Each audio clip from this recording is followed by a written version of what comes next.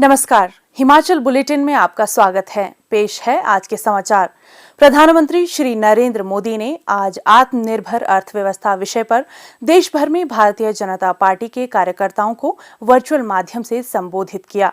केंद्रीय वित्त मंत्री श्रीमती निर्मला सीतारमण द्वारा संसद में बजट प्रस्तुत करने के एक दिन बाद उन्होंने वर्चुअल माध्यम से ये संवाद किया।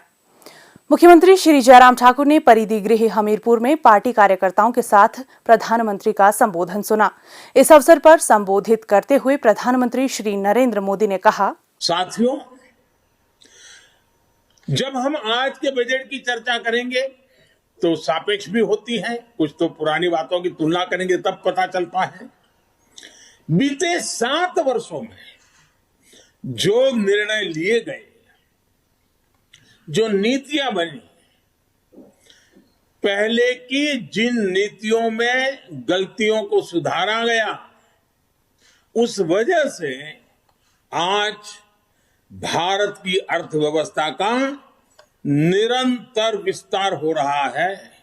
जैसे समाज की भलाई के लिए सामाजिक न्याय बहुत जरूरी है, वैसे ही देश की भलाई के लिए भी देश का संतुलित विकास भी जरूरी है।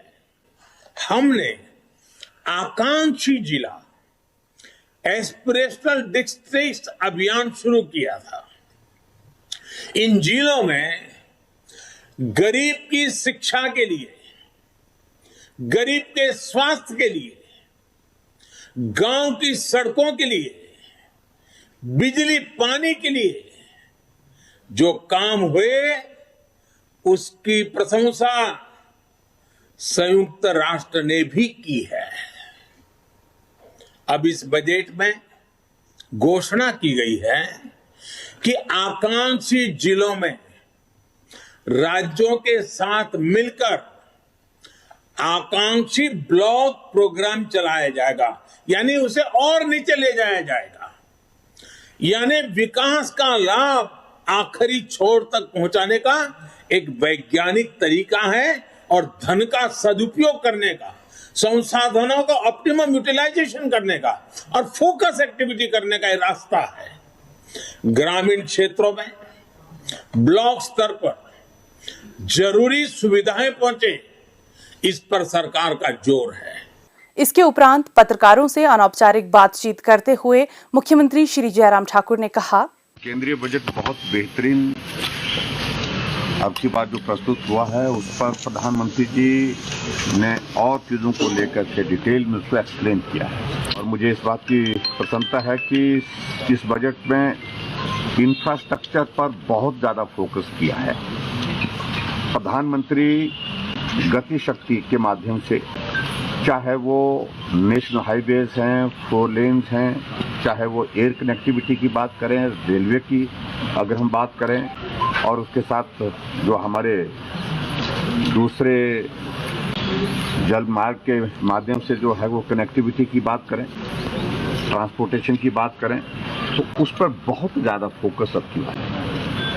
और उन सारी चीज़ के कारण क्योंकि कनेक्टिविटी बेहतर होगी तो स्वाभाविक रूप से विकास की संभावनाएं और ज़्यादा उसमें जो है वो तेजी से आगे बढ़ती है। और दूसरा महत्वपूर्ण पार्ट जो है वो जिसका जिक्र उन्होंने किया कि जल ही जीवन, हम जिक्र तो करते हैं लेकिन वो भाषण देने से नहीं संभव हो पाएगा, इसके लिए काम करने की आवश्यकता है। और उस पर बहुत ज़्यादा फोकस करके प्रधानमंत्री जी ने सुनिश्चित किया है कि चाहे कितने भी कठिन परिस्थितियों में कोई आदमी रहता हो, उनके घर तक नल से शुद्ध जल पहुंचे, इस पर फोकस किया है। एक तो दूसरी बात, एक बहुत पर्वतमाला, एक नया कॉन्सेप्ट जो प्रधानमंत्री जी ने इस बजट में शामिल किया है। मुझे इस बात की प्रसन्नता है कि इस कॉन्सेप्ट को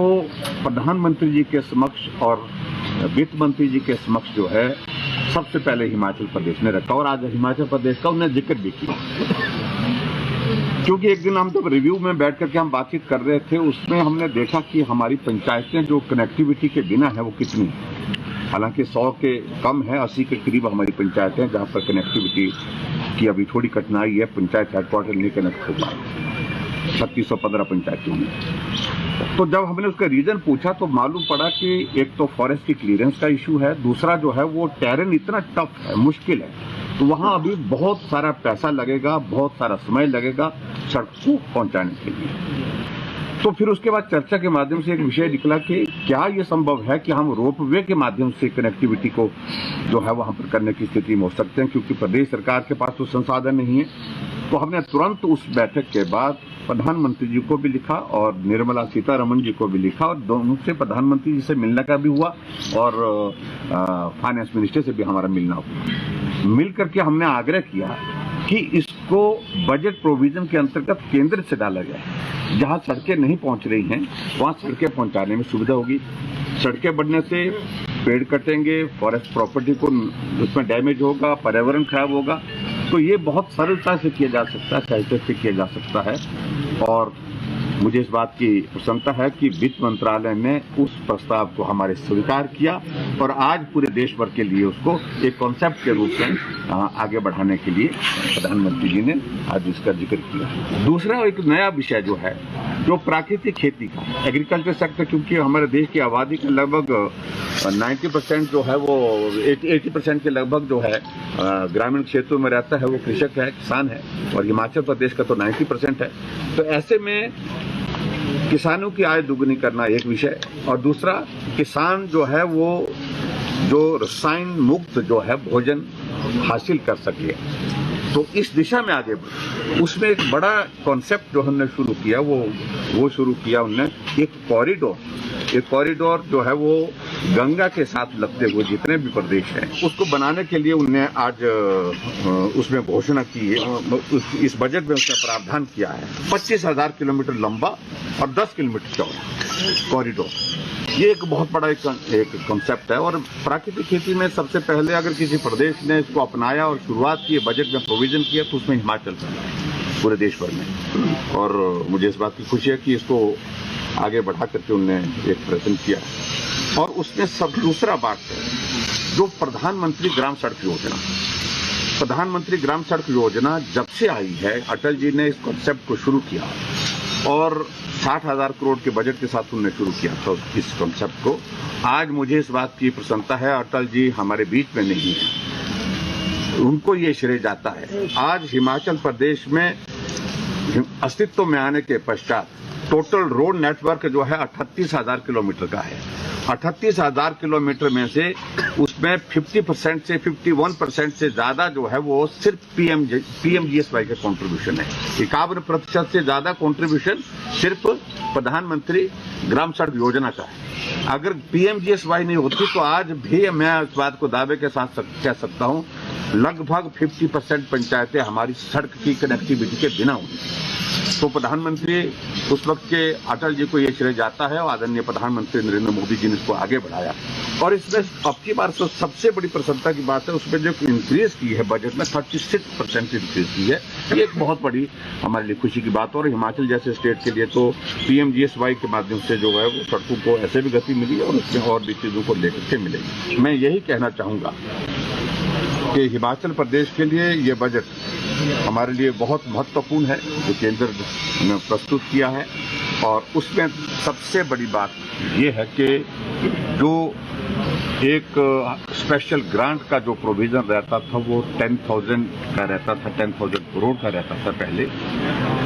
और स्पेशल असिस्टेंस के लिए जब हम आग्रह करते थे केंद्र के पक्ष, तो उसमें बहुत बड़ी कठिनाई आती थी मिलने से। उसको 10 टाइम्स इंक्रीज किया है, 10,000 करोड़ से उसको 1 लाख करोड़ किया गया है। और 1 लाख करोड़ का मतलब है कि बहुत सारे प्रदेशों को सीधे तौर पर जो प्रोजेक्ट जो बना करके तैयार करने हैं उसमें वो सहयोग मिलेगा। और उस सहयोग के माध्यम से हम प्रदेश के विकास को और प्रदेश के जो इंफ्रास्ट्रक्चर को स्ट्रेंथन करने के लिए आगे बढ़कर के काम कर सकते हैं।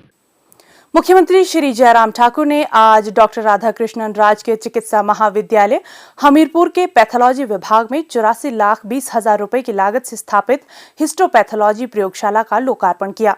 उन्होंने बायोकेमिस्ट्री विभाग में 15 लाख रुपए की लागत से स्थापित ऑटोमेटेड बायोकेमिस्ट्री एनालाइजर का लोकार्पण भी किया। इस सुविधा से 1 घंटे में 360 फोटोमेट्रिक जांच तथा कोविड-19 मरीजों के बायोकेमिस्ट्री टेस्ट भी किए जा सकेंगे। मुख्यमंत्री ने राष्ट्रीय स्वास्थ्य मिशन के राष्ट्रीय दृष्टिहीनता नियंत्रण कार्यक्रम के तहत चिकित्सा महाविद्यालय के नेत्र विज्ञान विभाग में नेत्रदान केंद्र का शुभारंभ भी किया। उन्होंने कुपोषित बच्चों के उपचार और पुनर्वास के लिए राष्ट्रीय स्वास्थ्य मिशन के तहत चिकित्सा महाविद्यालय में पोषण पुनर्वास केंद्र का लोकार्पण भी किया। मुख्यमंत्री ने निष्पादन एजेंसियों को इस परियोजना को समय पर पूरा करने के निर्देश दिए। उन्होंने कहा कि यह परियोजना इस वर्ष अगस्त माह तक पूर्ण होनी चाहिए। उन्होंने कहा कि इस अस्पताल में करीब 250 बिस्तर और 7 ऑपरेशन थिएटर होंगे। उन्होंने इस परियोजना के निर्माण कार्य में गुणवत्ता सुनिश्चित करने के निर्देश भी दिए। अंक में इतना ही। कल फिर होगी मुलाकात। दीजिए इजाजत। नमस्कार।